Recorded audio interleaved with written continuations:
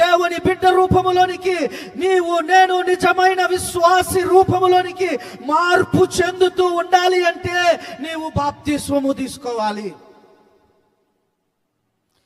ఒక బిడ్డను కన్నామండి, తల్లి గర్భంలో నుండి ఒక బిడ్డను కన్నాం. బిడ్డ బయటకు వచ్చింది. ఎలా ఉంటాడు బిడ్డ? ఉమ్మని రట్టుకొని ఆ గర్భములో ఉన్న ఆ జిడ్డు, ఆ గర్భములో ఉన్న అది ఏదైతే ఉందో ఆ లవణాలు అవన్నీ బిడ్డ మీద ఉంటుంది కదా. ఇప్పుడు ఆ బిడ్డని అమాంతంగా అలాగే పెంచొచ్చు కదా.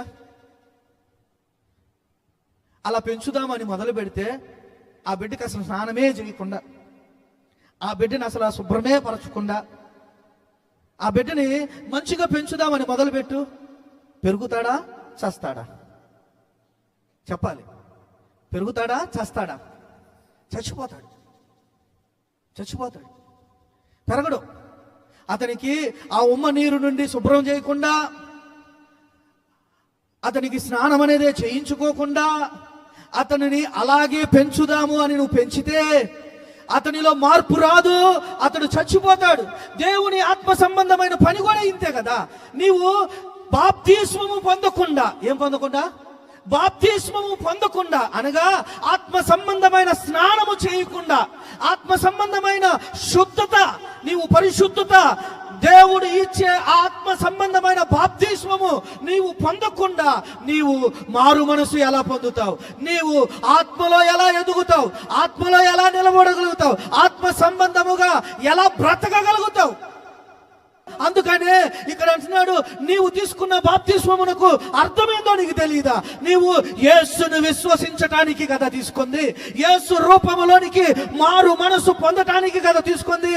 నీవు మార్పు చెందడానికి తీసుకోలేదా? నువ్వు యేసునందు విశ్వాసం ఉంచడానికి తీసుకోలేదా?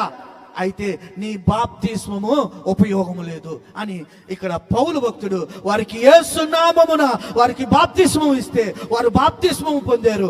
6వ వచనములో చూస్తే చదువుతారు. 6వ వచనం.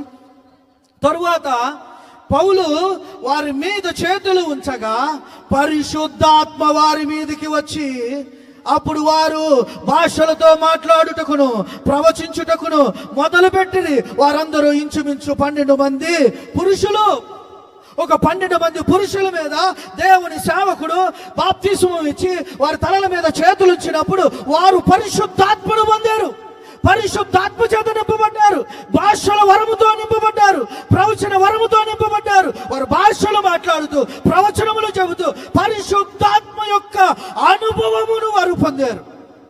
దేవుని బిడ్డలు